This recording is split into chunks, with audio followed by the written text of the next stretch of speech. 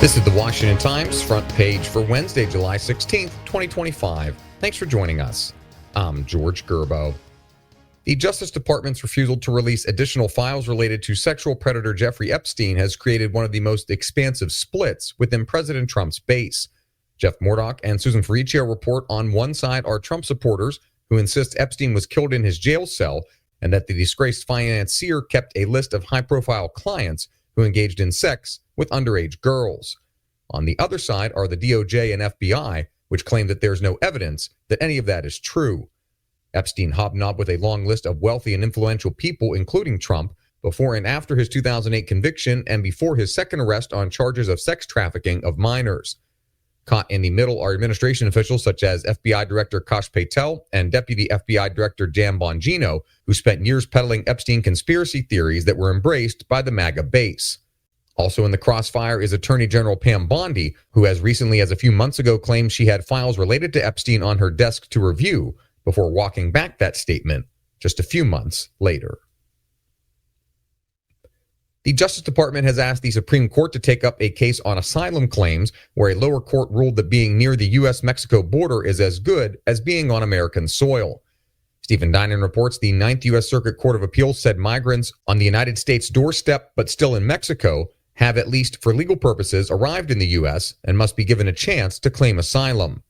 Solicitor General Dean John Sauer called that a serious error and begged the justices to correct it. He said the decision allowed courts to meddle in border decisions that are best left to Congress and the president. It would take 4 justices to agree for the court to hear the case.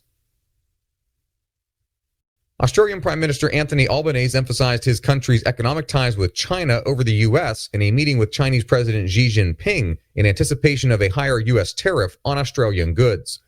Andrew Salmon reports the summit has generated scrutiny because Albanese has yet to meet with President Trump. Albanese stressed more than 1 in 4 of Australian export dollars go to China, while trade with the U.S. is less than 5%. Tariffs have raised special ire in Australia, which has run trade deficits with the United States since the 1990s. Only just this year has Australia finally recorded a modest surplus.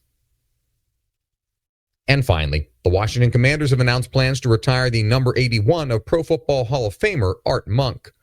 Liam Griffin reports Monk helped usher in the NFL's pass-first era, becoming the first receiver to record more than 100 receptions in a season and more than 900 catches in a career. Washington's all-time leading receiver will be the 6th former player to have his number retired by the Commanders in a ceremony before the November 2nd Sunday Night Football game versus Seattle. No player has worn the number since Monk left the team after the 1993 season.